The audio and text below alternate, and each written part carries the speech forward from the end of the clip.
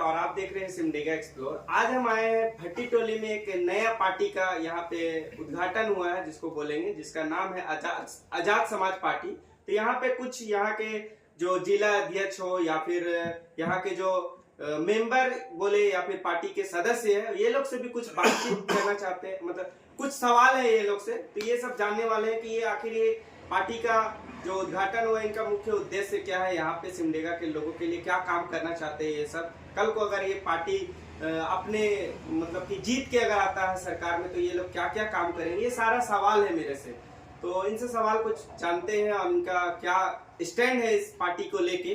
तो सर, सबसे पहले तो आपका स्वागत है हमारे सिमडेगा एक्सप्लोर चैनल में। आपका चैनल का भी बहुत बहुत स्वागत। आपसे ये जानना चाहेंगे कि आपका मुख्य उद्देश्य क्या है यहाँ पे, जो पार्टी जो आपका उद्घाटन हुआ, चाहे फिर ये पार्टी को लेके आए हैं, तो इसका मुख्य उद्देश्य क्या है? सिमडेगा के लोगों को आप लोग के क्या काम करना चाहेंगे अगर कल को पार्टी में अगर आप आते हैं तो? देखिए, हमारा जो ये पार्टी है आजाद समाज पार्टी, और हमारा मुख्य उद्देश्य यही है कि सिमडेगा जो है सबसे पिछड़ा इलाका है, पिछड़ा जिला है जी। और यहाँ पे हमारा आदिवासी का एक बहुल क्षेत्र है। और जिस प्रकार से हम यहाँ पे अपने जनप्रतिनिधि बनाते आए हैं, अब तक जो हमने जिसको भी बनाया है, आज तक आदिवासियों के लिए कोई भी यहाँ पे उन्नति उठाने के लिए कोई काम नहीं हुआ है। जनहित के लिए कोई भी काम हमें अभी तक नजर नहीं आया है। हमने सोचा और समझा कि यहाँ पे कहीं ना कहीं हमारे एक प्रतिनिधि बनेंगे और हमारी बातों को, हमारी समस्याओं को लेके हमारी विधानसभा में जाएंगे, उन सब बात को वहाँ पे रखेंगे ताकि हमारा कुछ यहाँ पे बदलाव आ जाए। लेकिन अब तक कुछ नहीं हुआ। इसी चीज को देखते हुए आज मैं बताना चाहूंगा, मैं भी एक अपना बड़ी पार्टी कहने से जो है कांग्रेस पार्टी, मैंने उनका साथ दिया। और हमारे जो माननीय अभी जो यहाँ के एमएलए हैं भूषण बाड़ा, उनका हमने जो शुरुआती जो विधायक बने थे, उसका हमने इतना मेहनत किया था कि हमने उसके लिए चुनाव में इतना ज्यादा मेहनत करके उसको आज विधायक बनाया, उनके साथ में रहा। लेकिन उसका विचारधारा जिस प्रकार से हमें आज देखने को मिल रहा है, जिसके कारण आज हमने उस पार्टी को त्याग कर आज आजाद समाज पार्टी में इसलिए आया कि इसका विचारधारा को हमने अपने दिल से इसको जब देखा तो हमें लगा कि यही पार्टी जो है अपने आदिवासी समाज के लिए, दलित परिवार के लिए, यहाँ के अल्पसंख्यकों के लिए ये अच्छा काम कर सकता है। और इसीलिए आज सिमडेगा जिला में ये जो आज हम देख पा रहे हैं, यहाँ पे हमने यहाँ पे एक जो जिला कार्यालय जो बनाए हैं, इसके द्वारा एक जन सुविधा केंद्र हमने इसका नाम देना चाहेंगे, जहाँ से सारे लोगों का जो समस्या है उस समस्याओं को लोग यहाँ पे आएंगे, अपनी समस्या को रखेंगे। जिस भी विभाग में उनका जो कार्य है अब तक नहीं हो रहा है, आज हमारे बीच में बहुत सारे लोग हैं जिसको हम बताना चाहेंगे कि 1 साल से उनका काम अभी तक पड़ा हुआ है, आज तक उसका काम कोई भी हो नहीं पा रहा है। तो वैसे कामों को हमने आज एक विभाग में जाके बात किया और वहाँ पे उन लोगों का काम भी हुआ है। अभी भी आप अगर दिखाना चाहेंगे, हमारे बीच में इतने सारे लोग हैं जो प्रताड़ित हैं, इनका काम नहीं हो रहा है। आज हम चाहेंगे इन सब लोगों का काम को हर विभाग पे लेके जाए और उसका सारा समस्या का समाधान कराए। ये हमारा मेन फोकस है।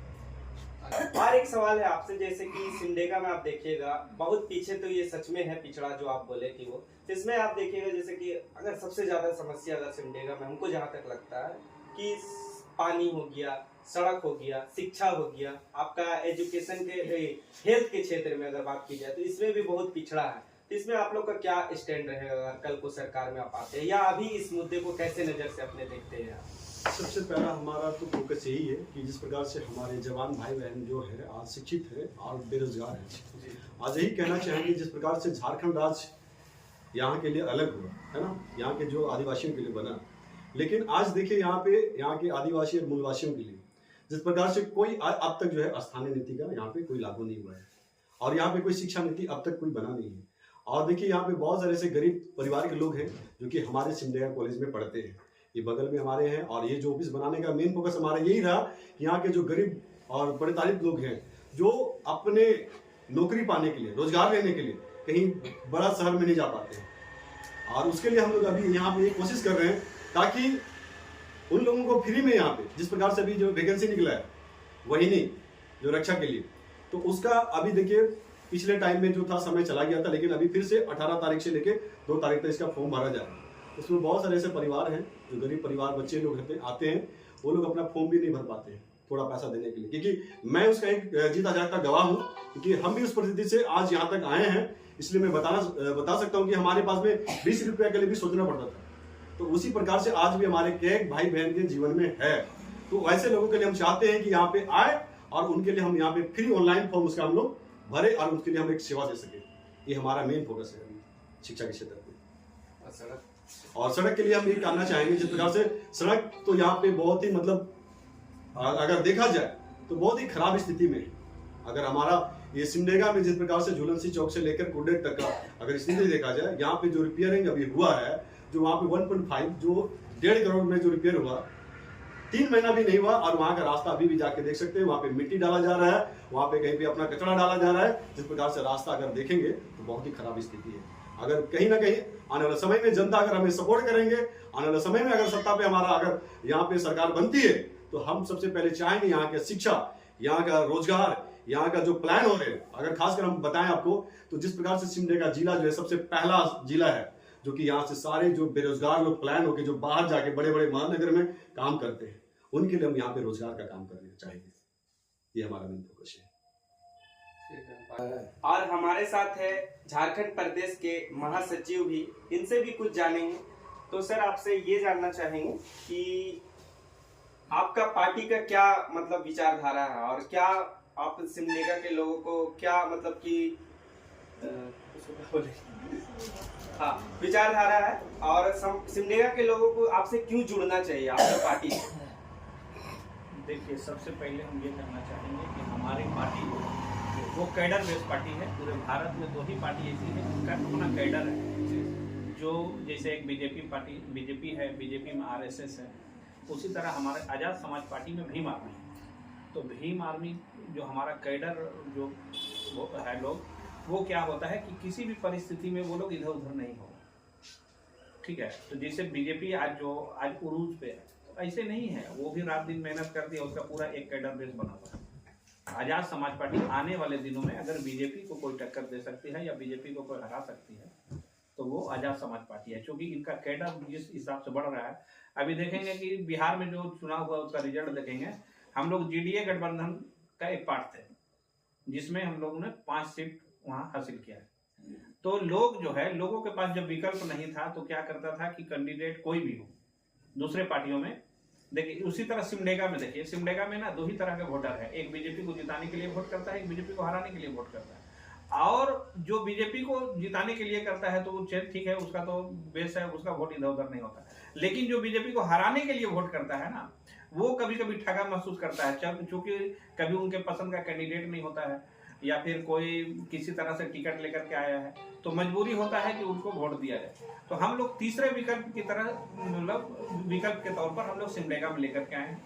और सिमडेगा में लोगों के बीच में हम लोग ये जो मजबूरी है, ये मजबूरी का जो वोटर है, हम लोग उनके पास जाएंगे कि ये मजबूरी में वोट मत कीजिए, किसी को जिताने हराने के लिए वोट मत कीजिए, बल्कि अपनी लीडरशिप के लिए वोट कीजिए, ताकि किसी भी परिस्थिति में वो आपके साथ खड़े हों। सपोज दैट आज देखिए, एक चंद्रशेखर आजाद है, असदुद्दीन ओवैसी है, आज पार्टी के एक विधायक हैं, लेकिन बहुजन समाज के लिए जिनके साथ नाइंसाफी हुआ है, जिनके साथ अन्याय हुआ है, आज मजबूती के साथ खड़े रहते हैं, संसद में आवाज उठाते हैं। बहुत सारे जो मुद्दे, जो पहले ऐसा होता था कि बहुत सारे कानून बन जाते थे जो जनता नहीं जान पाती थी, वो आज असदुद्दीन ओवैसी है, अब चंद्रशेखर आजाद जो है, वो लोग जनता के बीच में लेकर आ रहे। तब आज हम लोग को पता चल रहा है कि पहले ऐसा भी होता था कि हमारे विरुद्ध इतना कानून बन जाता था, हमें पता भी नहीं होता था। जैसे झारखंड में ही देख लीजिए, अगर तीसरा विकल्प लाने के आपका सवाल ये है कि आप लोग क्या करना चाहते हैं, तो तीसरा विकल्प के आने से क्या होगा कि जो मजबूरी का जो सरकार में चाहते हैं मन कि हमको फ्री में वोट देगा, जाएगा कहाँ, उसको अब सोचना पड़ेगा। क्योंकि जो भी अभी जो झारखंड में सरकार है, जेएमएम कांग्रेस की सरकार है, मुसलमानों से जो वादे किए गए थे, क्या मुमलेंची पर कानून पास हो गया? क्या उर्दू टीचर की बहाली हो गई? जो उर्दू बोर्ड का मान्यता प्राप्त था, जिस पर एग्जाम लिया गया है, जब नौकरी देने की बात आई है तो बोलता है कि ये वैलिड नहीं है, मान्यता प्राप्त नहीं है। जब मान्यता प्राप्त नहीं तो आप एग्जाम कैसे ले लिए? ये सवाल करेगा कौन? आज अल्पसंख्यक समाज में, खास करके मुस्लिम कम्युनिटी में जितने लोग हैं, वो नेता नहीं है, वो पार्टी में रह करके अपनी रोजी रोटी चलाते हैं। अगर यही चीज बीजेपी सरकार में होती तो लोग आंदोलन करते। तो हम लोग तीसरे विकल्प के तौर पे इसीलिए सिमडेगा में आए हैं कि हम लोग हर उस मुद्दे पर जो बहुजन समाज के खिलाफ हो रहा है, हम हर उस मुद्दे के खिलाफ रहेंगे, आवाज उठाएंगे। अभी देखिए सिमडेगा में क्रिश्चियन कम्युनिटी के ऊपर 2 चर्च में घटना हुई, चर्च में जब धर्मगुरु ही सुरक्षित नहीं रहेंगे तो आम लोगों का क्या होगा। और हमने उस मुद्दे को मजबूती से उठाया है और आने वाले दिन में हम लोग जनता के पास जाएंगे और ये मजबूरी का जो वोट है उसको हम लोग खत्म करेंगे।